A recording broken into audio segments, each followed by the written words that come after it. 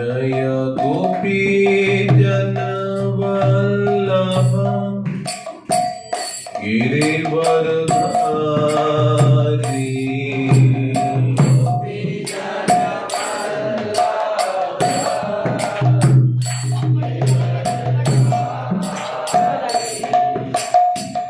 गोपी जन वल्लभ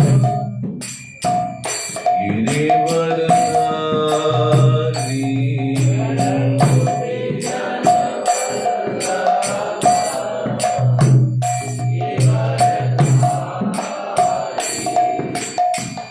यशोदानंदन ब्रज जन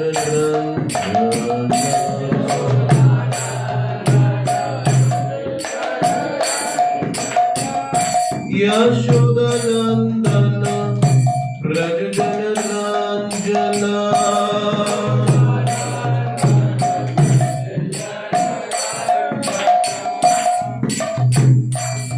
यमुना तीरा वनचारी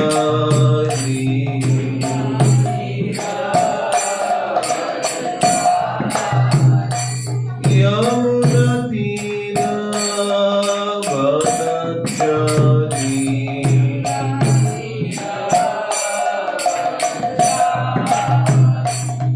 जय राधा मधव कुंज बिहारी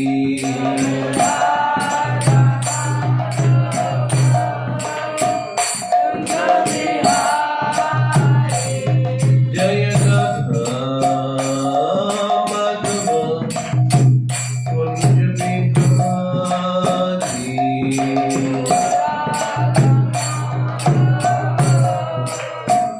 कुंज बिहारी। हरे कृष्णा। सभी भक्तों में वालों का हार्दिक स्वागत करते हैं श्रीमद् भगवद गीता यथारूप के अध्ययन में। आज हम श्लोक संख्या 4 को पढ़ने जा रहे हैं पहले अध्याय से। मंगलाचरण प्रार्थना आरंभ करेंगे। ओम नमो भगवते वासुदेवाय।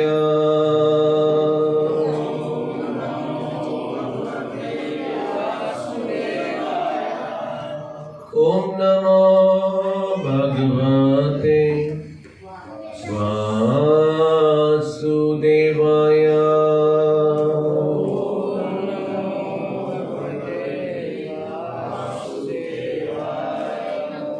ओम नमो भगवते वासुदेवाय।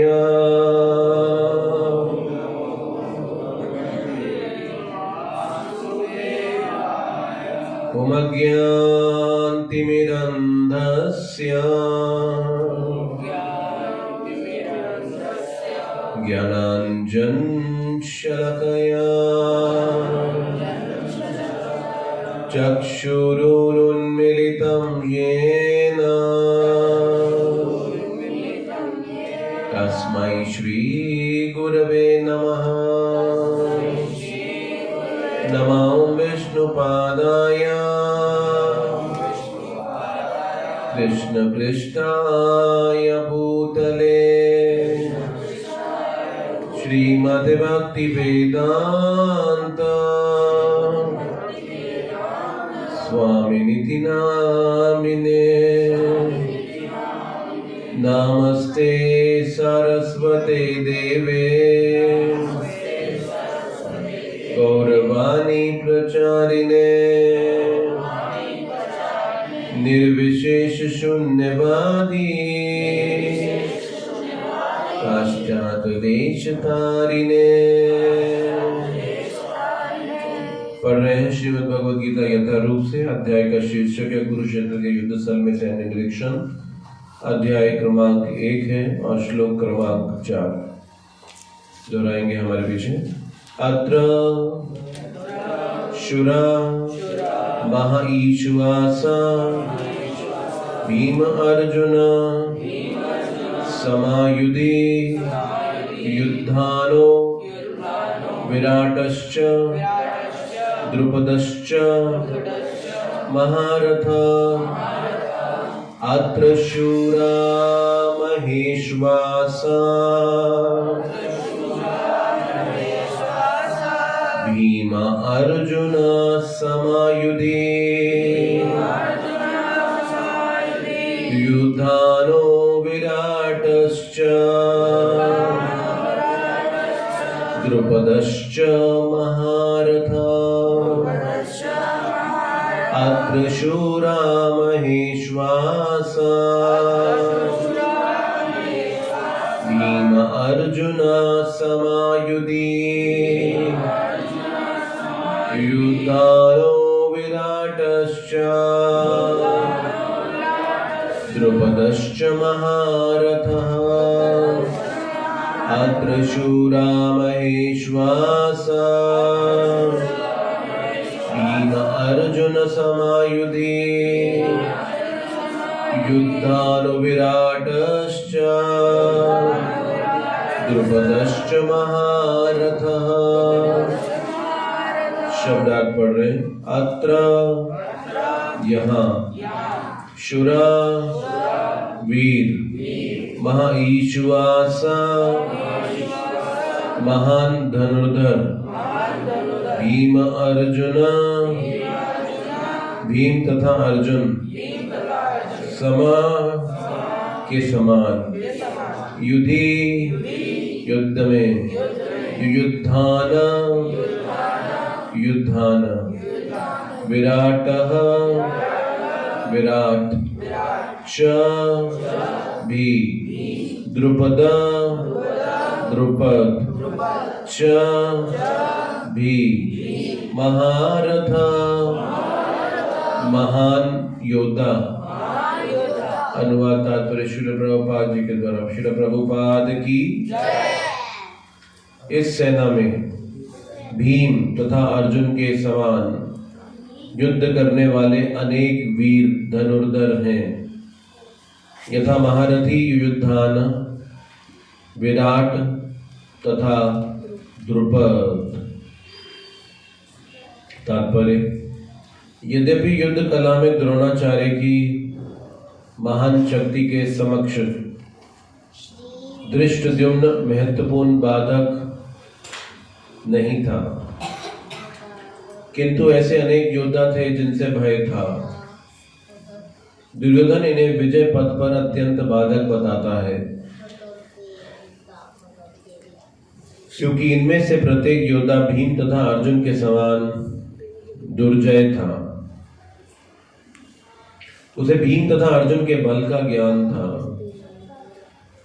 इसलिए वह अन्यों की तुलना इन दोनों से करता है। हरे कृष्णा।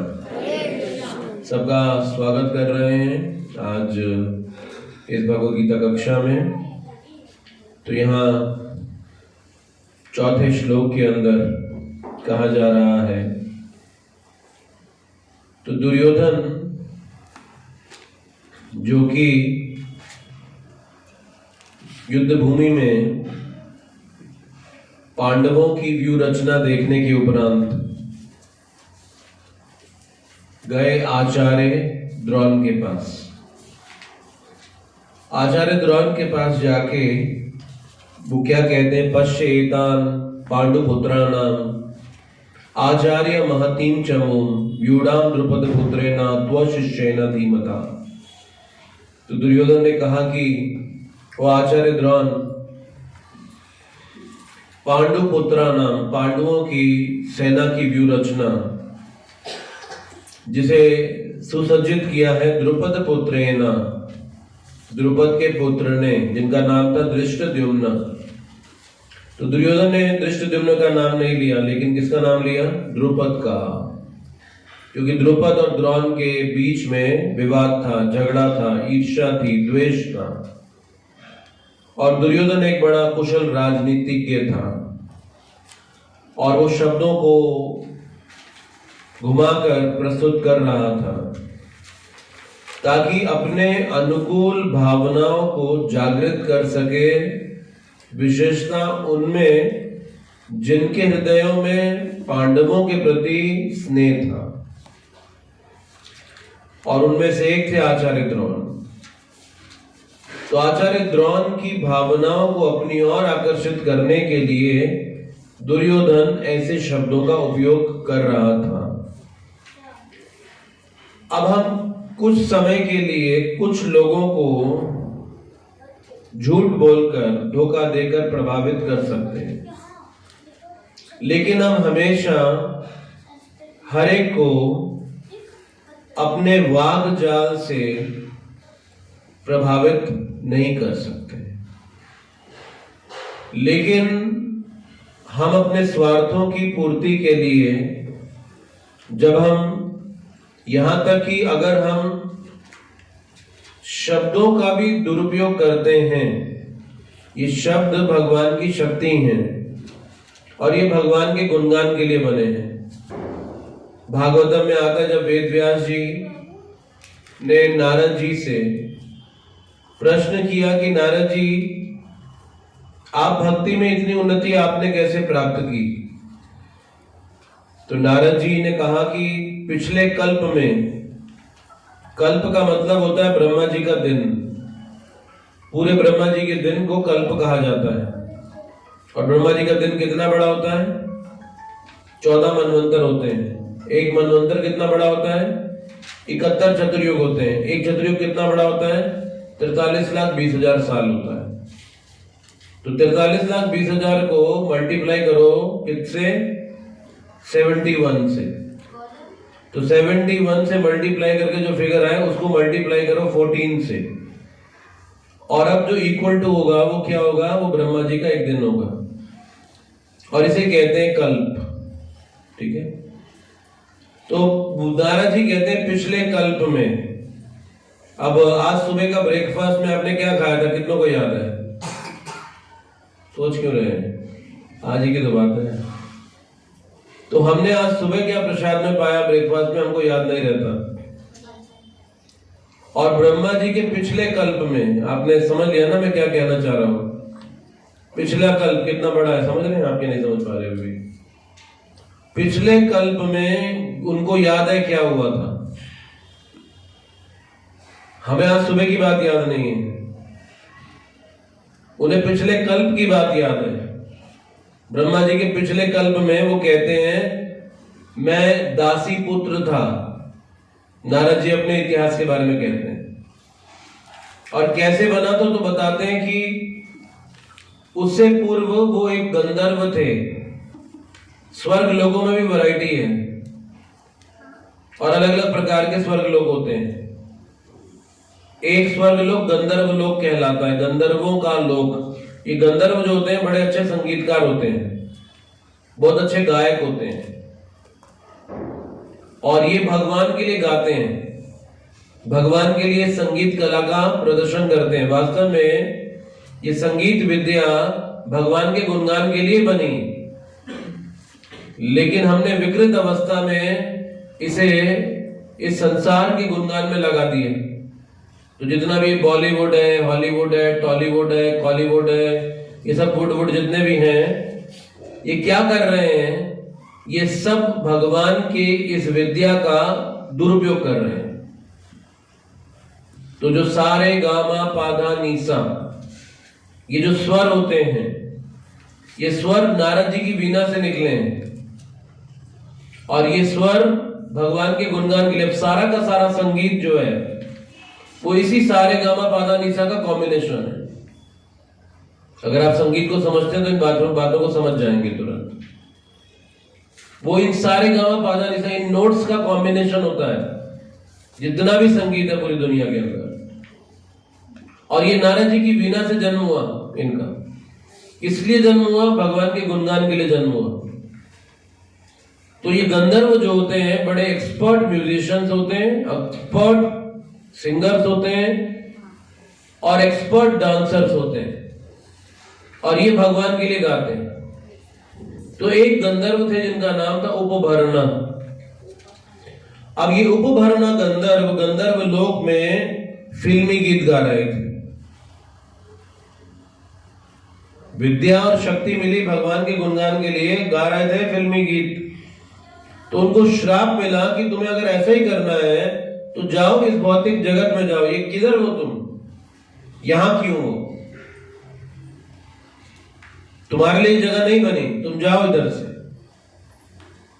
तो उनको श्राप मिला, और गंधर्व जो होते हैं वो दिखने में बहुत सुंदर होते हैं, और बन गए श्राप के बाद दासी पुत्र। तो जब हम इस वाणी का दुरुपयोग करेंगे, या कोई भी शक्ति जो हमारे पास होगी, अगर हम उसे मिसयूज करेंगे, वो हमसे छिन जाएगी, वो हमारे पास नहीं रहेगी। जो भी विद्या, जो भी शक्ति भगवान के लिए उपयोग नहीं की जाएगी, वो हमारे पास नहीं रह जाएगी। तो इसीलिए शब्दों का भी परिणाम है, और ये भी कर्म की श्रेणी में गिने जाते हैं। जैसे हर कर्म की एक प्रतिक्रिया है, जो शब्द हम बोलते हैं उनकी भी प्रतिक्रिया है। अगर हम भगवान के पवित्र नामों को बोलें, तो ये हमारी चेतना को शुद्ध करेगा, हमारे मन को शांत रखेगा, हमारे अंदर निर्मल विचारों का उद्गम कराएगा। अगर यही शब्द आप इस भौतिक जगत के गुणगान के लिए, अपने स्वार्थों के लिए उपयोग करें, तो अब ये आपकी चेतना पर उल्टा प्रभाव दिखाएगा। इसलिए कहा गया नीति शास्त्रों में, जीवा के अग्रभाग पे लक्ष्मी का निवास होता है। अब आप देखो, किसी दुकानदार व्यापारी से मिलो, आप में से कई होंगे तो आप जानते होंगे इस बात को। एक दुकानदार किसी ग्राहक से मिलता है तो क्या बोलता है, आपसे कोई प्रॉफिट नहीं लूंगा बस। ऐसा हो सकता है क्या? बिना प्रॉफिट के अगर काम करेगा तो जीगा कैसे बेचारा? अभी घोड़ा घास से दोस्ती करेगा तो खाएगा क्या, बताओ? तो उसी प्रकार से जीवा के अग्रभाग पे लक्ष्मी का निवास होता है। तो वाणी से तो लक्ष्मी कमाते हैं ना लोग, और जीवा के अग्रभाग पे शत्रुओं का भी निवास होता है। हम किसी से लड़ाई झगड़ा करें, बुरा बोले, तो हमारे मित्र नहीं कि शत्रु हो जाएंगे, वो शत्रु बन जाएंगे हमारे। तो वाणी का बहुत प्रभाव है। अब दुर्योधन इस वाणी का उपयोग कर रहे थे, किस लिए? अपने निजी स्वार्थों की पूर्ति के लिए इन योद्धाओं के हृदयों में पांडवों के प्रति जो स्वाभाविक स्नेह था, उसको समाप्त करने के लिए। तो दुर्योधन बहुत कुशल राजनीतिज्ञ था, बहुत कुशल कूटनीतिज्ञ था, लेकिन राजनीति, कूटनीति या कोई भी बाहर की योग्यता भगवान को प्रभावित नहीं कर सकती। हम दुनिया के लोगों को उल्लू बना सकते हैं, लेकिन भगवान को, उनके समक्ष तो हमारे हृदय में जो है वो भगवान जानते हैं। कैसे माधवेंद्र पुरी नाम के एक महान सन्यासी भक्त थे। ये कहाँ गए? ये गए रेमुना में। रेमुना जगन्नाथपुरी से कुछ किलोमीटर दूर स्थान है, 3-4 घंटे का मार्ग होगा शायद। तो रेमुना में गए, और रेमुना में बहुत सुंदर भगवान श्री गोपीनाथ जी का मंदिर था, आज भी है। और उनको एक विशेष प्रकार का खीर का भोग लगाया जाता है रोज। उसका नाम भी है, क्या नाम है? अमृता केली। इसका अर्थ होता है अमृत के स्वाद जैसी।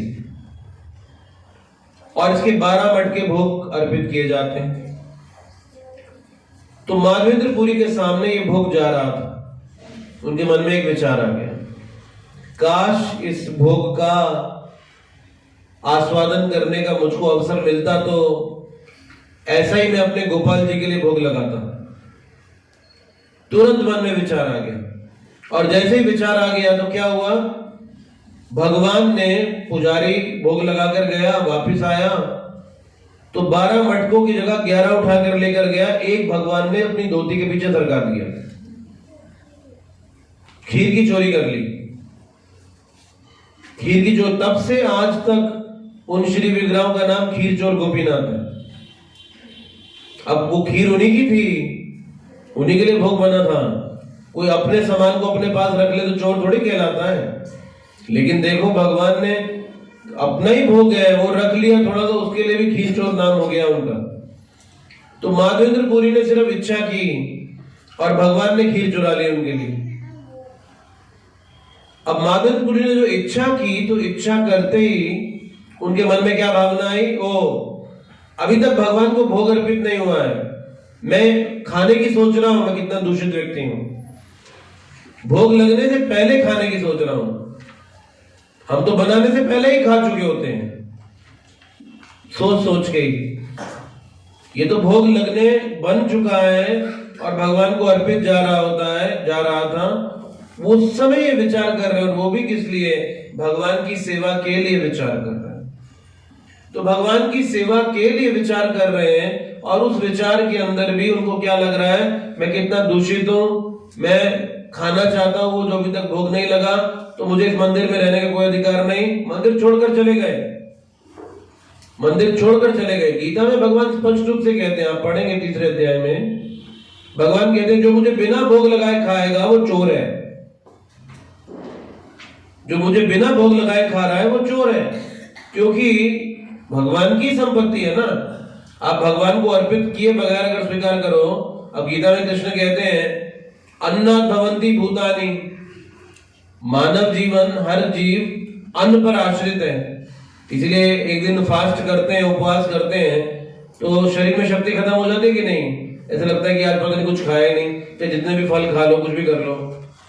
तो अन्नात् भवन्ति भूतानि, अन्न पर मानव जीवन आधारित है। लेकिन वो भगवान कहते हैं कि अन्न कैसे, किस पे आधारित है? अन्न वर्षा पर आधारित है। आप कुछ भी आर्टिफिशियल कर लो, वर्षा ना हो फसल नहीं होती, और ये वर्षा हमारे कंट्रोल में नहीं है। तो भगवान कहते हैं वर्षा किस पे निर्भर है? वर्षा यज्ञ पे निर्भर है। यज्ञ किस पर निर्भर है? शास्त्रों पर निर्भर है। शास्त्र किस पर निर्भर है? भगवान पर निर्भर है। तो फिर अन्न किस पर निर्भर हुआ? भगवान पर निर्भर हुआ। तो ये भगवान की शक्ति है ना। तो भगवान को भोग लगाए बगैर खाओगे तो फिर क्या खाओगे? पापी तो खाओगे। इसीलिए इसे अन्न दोष कहते हैं। अन्न दोष का मतलब होता है जब हम ऐसा अन्न खाएं जो शुद्ध नहीं है, हमारा मन अशुद्ध हो जाएगा, इसे अन्न दोष कहा जाता है। ऐसा अन्न जो भगवान को भोग अर्पित नहीं हुआ, अगर आप उसे सेवन करेंगे तो मन शुद्ध नहीं हो सकता, और ऐसे मन में भगवान का निवास नहीं हो सकता। इसलिए गीता में भगवान कृष्ण कहते हैं मेरा स्मरण करो। अब स्मरण कैसे होगा अशुद्ध मन में? इसीलिए तो होता नहीं, माला पकड़ते हैं मन भागता है इधर उधर, क्योंकि मन अशुद्ध है। आप माला पकड़कर जो चीज देखते हैं वो क्या देखते हैं? जो आज तक हमने मन में इन्वेस्टमेंट की है वो देखते हैं। हम भगवान का चेहरा क्यों नहीं देखते नाम जप करते वक्त? हमें शास्त्र की वाणी क्यों नहीं याद आती? क्योंकि कभी इन्वेस्टमेंट ही नहीं करी। जीवन भर टीवी देखा, सिनेमा देखा, उल्टे सीधे विचार सोचे, तो जब माला पकड़कर बैठेंगे तो क्या आ जाएगा आपको ध्यान? यही तो आएगा। जो डाला आपने इन्वेस्टमेंट वही तो याद आने वाला है। तो इसीलिए अन्न अगर अशुद्ध है तो मन कैसे शुद्ध होगा? तो जैसा अन्न है वैसा मन है। तो इसीलिए गीता कहती है कि पहले भगवान को भोग अर्पित होना चाहिए। माधवेंद्र पुरी तुरंत खींचोर गोपीनाथ जी के मंदिर से बाहर चले गए, बोले मुझे इस अधिकार नहीं इस मंदिर में होने का, मैं भगवान को भोग लगने से पहले खाने की सोच रहा हूं। कितना घृणित हूं मैं। अब आप सोचो क्या शुद्धता का स्टैंडर्ड है। अगर हम ऐसा करने लग जाए तो मर ही जाएंगे शायद। क्या स्टैंडर्ड पालन कर रहे हैं शुद्धता का। तो इसीलिए इस मन में वाणी का बड़ा प्रभाव रहता है, शब्दों का बड़ा प्रभाव रहता है। तो इसीलिए कि जितना भी संगीत भगवान से जो जुड़ा है नहीं है वो कभी नहीं सुनना चाहिए हमें। ऐसे चित्र नहीं देखने चाहिए जिनका भगवान से कोई संबंध ना हो। आप कभी भी मन नहीं लगा पाओगे भगवान में। अरे अजामिल की कथा नहीं जानते क्या हम? अजामिल ने उस वैश्या को उस शूद्र के साथ संग करते कुछ सेकंड देखा था, और उसका हाल क्या हुआ? वो उस वैश्या को विवाह करके अपने घर ले आया। अजामिल अजामिल कोई ऑर्डिनरी व्यक्ति नहीं था कलयुग का, कोई लोफर नहीं था, सड़क छाप आदमी नहीं था ये अजामिल। ये अजामिल ब्राह्मण था पक्का, ब्राह्मण के कार्यों में जीवन व्यतीत करता था, और उसकी ये हालत हुई। तो गीता में कृष्ण क्या कहते हैं? ध्यायतो विषयान पुंसा संगतेषु उपजायते संगा संजायते कामा कामा क्रोधा अभिजायते। तो जब आप विषय का ध्यान करोगे तो क्या होगा, उससे आसक्ति हो जाएगी, और ये आसक्ति पूरी होगी नहीं संसार में कोई, तो क्या होगा, काम में बदल जाएगी। काम गहरी आसक्ति बदलता है, और काम की जब पूर्ति नहीं होती तो क्रोध आएगा। क्रोधा भवति सम्मोहा, और जब क्रोध आएगा तो आप सम्मोहित हो जाएंगे, और सम्मोह बुद्धि विभ्रमा, और बुद्धि का नाश हो जाएगा। तो आज कलयुग में यही है सबके जीवन की कहानी। तो इसीलिए दुर्योधन वाणी का दुरुपयोग कर रहा है, और इस कारण से दुर्योधन कभी भी भगवान की प्रशंसा नहीं कर पाया। भगवान उसके सामने खड़े थे, भगवान ने उसे इतने अवसर दिए, ओ दुर्योधन 5 गांव दे दो पांडवों को, बस इसी पे समझौता कर लो। 5 गांव, ज्यादा नहीं, 5 गांव मांगे। लेकिन दुर्योधन ने क्या कहा, सुई के नोक बराबर भूमि भी नहीं देने वाला मैं तो। अब कितना बड़ा मूर्ख था, 5 गांव दे देता, इतना बड़ा शासन भोगता। लेकिन दुर्योधन मूर्ख नहीं था, वो जानता था पांडव को अगर 5 गांव दिए ना, इसको इतना बढ़ा लेंगे धीरे धीरे कि मेरी छुट्टी हो जाएगी। वो जानता था इस बात को कि पांडव बड़े बुद्धिमान हैं, ये बड़े धर्मपरायण हैं, ये कोई साधारण लोग नहीं है। इसलिए उनको बोला सुई के नोक बराबर भूमि में नहीं दूंगा तो दुर्योधन ने इस वाणी का दुरुपयोग किया अपने गुरु के विश्वास को जीतने के लिए, भीष्म देव के विश्वास को जीतने के लिए। अब ये कहने के बाद जब वो कहता है अत्र शूरा महेशवासा भीमा अर्जुना समायुधि, क्यों आचार्य द्रोण, भीम और अर्जुन निश्चित रूप से महान योद्धा हैं, लेकिन हम भी कम नहीं। भीम अर्जुन महान योद्धा है, लेकिन हम भी कम नहीं, हमारे पास भी बड़े बड़े महारथी योद्धा हैं। तो वो पहले पांडवों के वीरों की, महावीरों की सूची गिनवाता है। कैसे यहां पर इस श्लोक के अंदर नाम देता है, भीम से शुरू करता है, फिर अर्जुन का नाम देता है, और फिर युयुधाना, विराटश्च, द्रुपदश्च, ये सारे पांडवों की तरफ से लड़ने वाले लोग हैं जिनके वो नाम गिनवा रहा है। तो डरा रहा है कि आचार्य द्रोण आप थोड़ा संभल कर रहना, ऐसा नहीं कि अपने स्नेह को अपने ऊपर हावी मत होने देना। ये कर्तव्य का समय है, आप कर्तव्य से काम लेना और कर्तव्य को आगे रखना, स्नेह को आगे मत आने देना। इन पांडवों से लड़ना, ऐसे ऐसे योद्धा है इनके पास, भीम जैसे, अर्जुन जैसे। तो दुर्योधन के हृदय का द्वेष, और द्वेष में व्यक्ति किसी दूसरे की प्रशंसा कभी कर नहीं सकता, दूसरे के गुण को कभी देख नहीं सकता। तो एक तरह से इस भौतिक जगत के अंदर हम खुद ही अपने आप को हर रोज सजा देते हैं। हम दूसरों को देखकर द्वेष करते हैं तो अपने आप को ही सजा देते हैं, उड़ते रहते हैं, जलते रहते हैं, उसके पास इतना, मेरे पास इतना, उसको ज्यादा मिला, मुझे कम मिला। तो किसको सजा दी हमने? उसको तो थोड़ी दी। खुद ही सोच सोच कर जब हम जलेंगे, खुद ही सोच सोच कर द्वेष करेंगे, तो खुद ही को तो सजा दे रहे हैं ना। तो इसीलिए ईशोपनिषद में कहा गया है एक शब्द जिसका मतलब है आत्मह। आत्मह का मतलब होता है आत्मा का हत्या करने वाला। अब गीता कहती है आत्मा की कभी हत्या नहीं होती, तो फिर ये उपनिषद का वाक्य का अर्थ क्या हुआ जब कहा गया आत्मा, आत्मा की हत्या करने वाला? कि हम खुद आत्मा को भगवान से प्रेम नहीं करने देते, ये आत्मा की हत्या के समान है। हम स्वयं कारण हैं कि भगवान से अपने प्रेम को जागृत ना करने के, इसीलिए हम स्वयं के शत्रु हैं। किसी और को हमारा शत्रु होने की जरूरत नहीं है, हम खुद ही अपना विनाश करने में तुले हुए हैं। कोई हमारा क्या बिगाड़ेगा?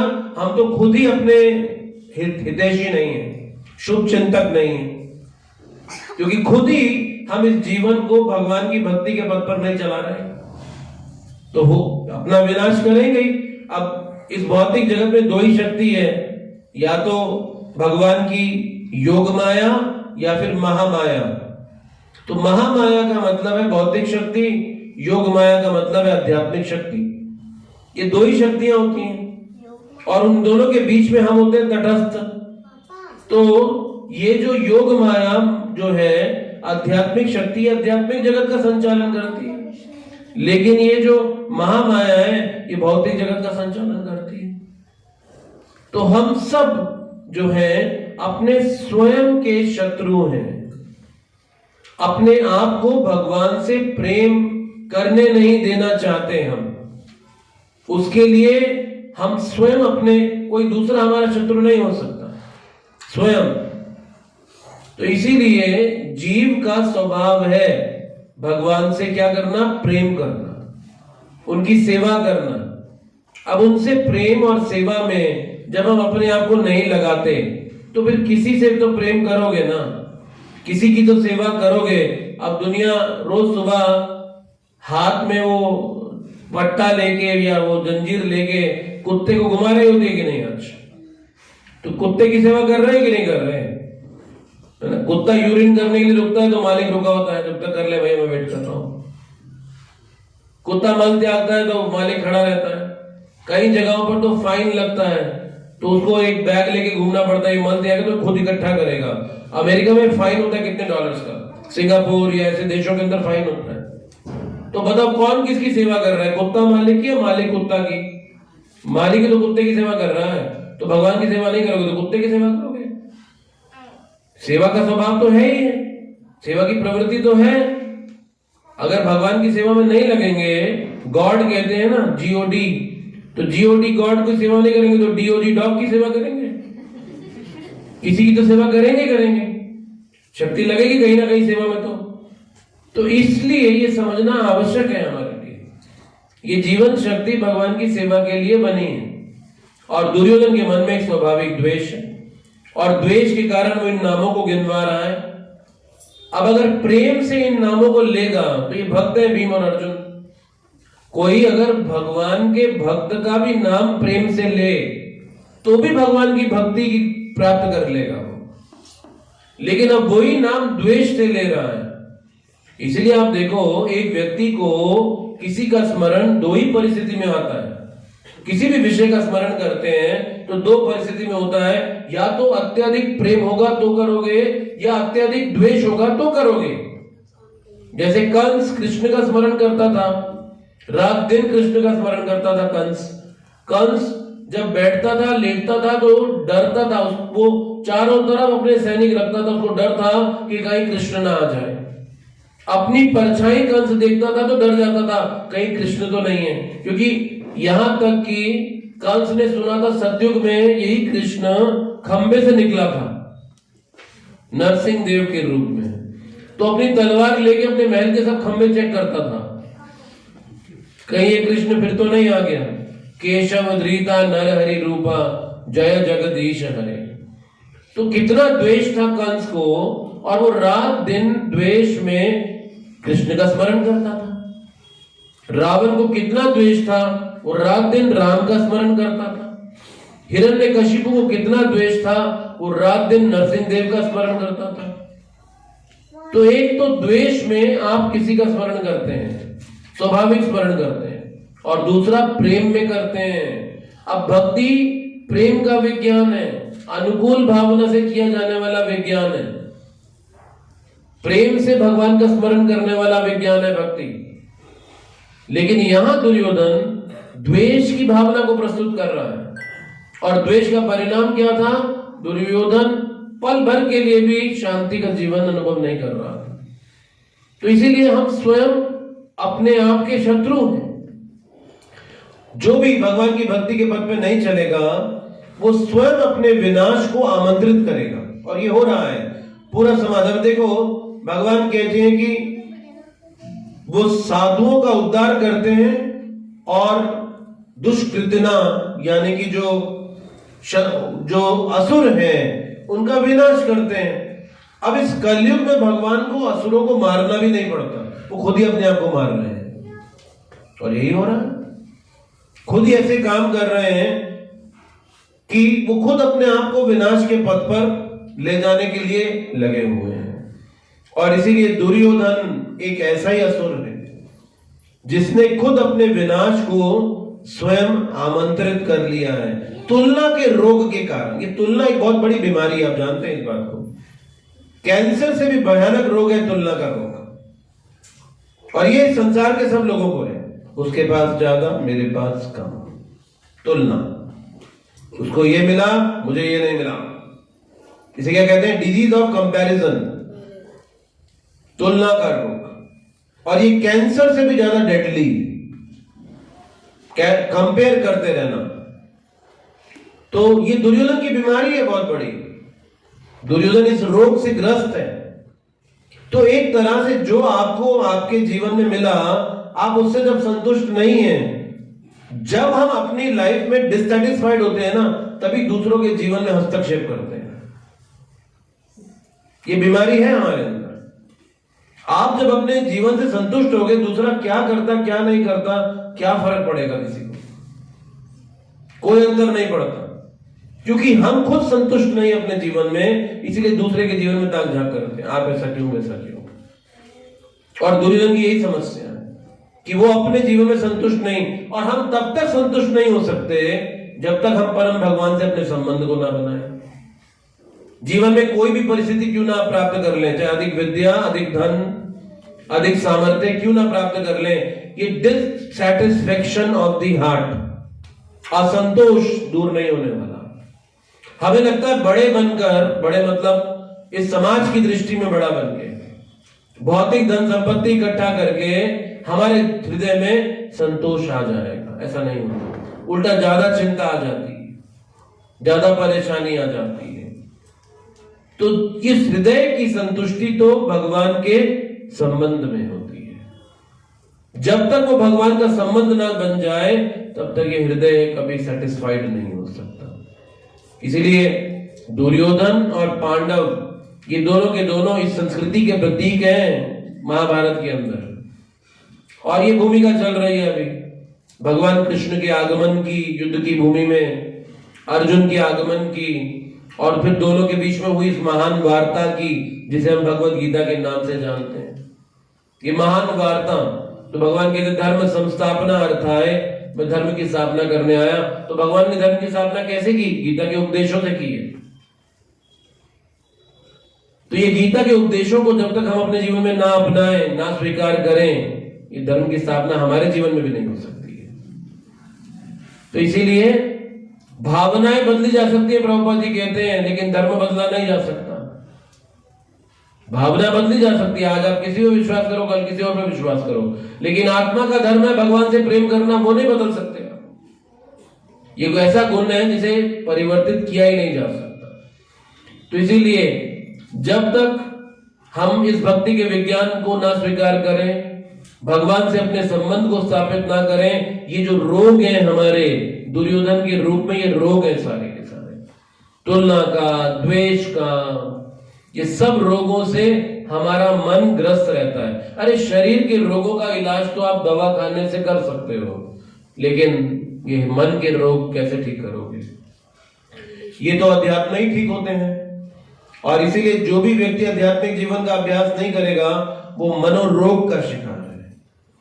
मानसिक रोग, चिंता, द्वेष, क्रोध, लोभ, काम, ये रोग ये मन में निवास करते हैं। और जब तक ये मन में निवास करेंगे, आप खुशी का अनुभव नहीं कर सकते अपने जीवन में। उस सुख का अनुभव करने के लिए रोग मुक्त जीवन जीना होगा। इसलिए प्रभुपाद जी ने ये अंतरराष्ट्रीय श्री कृष्ण भावना अमृत संघ का निर्माण किया। किस लिए किया? ताकि हम आनंदाम बुद्धि वर्धनम, आनंद का जीवन जी सकें, आनंद का जीवन जी सकें। एक इस्कॉन में प्रभुपाद जी के शिष्य हैं, बड़े महान प्रचारक हैं, बड़े बड़े महान भक्त हैं।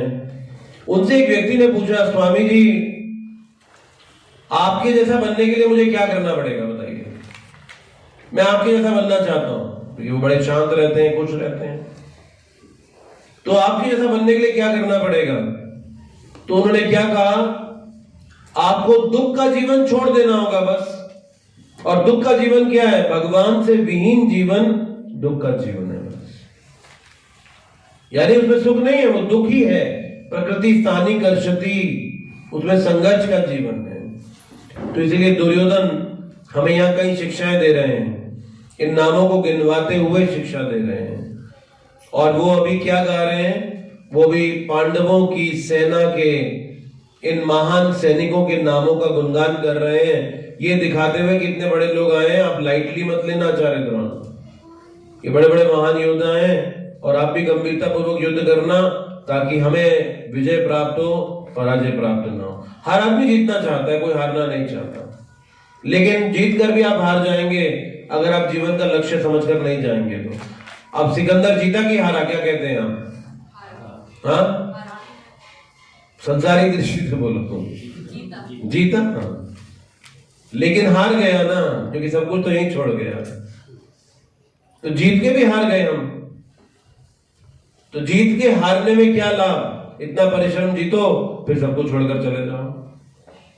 तो अच्छा है, स्वीकार कर लो कि भगवान आपके बगैर जीत हो ही नहीं सकती। यही तो गीता के अंत में कहा गया।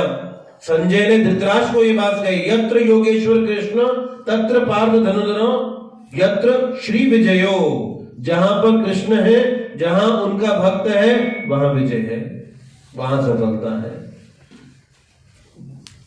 तो ये स्वीकार करना ही हमारे जीवन को सफल बनाना है। तो इसके साथ आज की इस शिक्षा को यहीं पर विराम दे रहे हैं।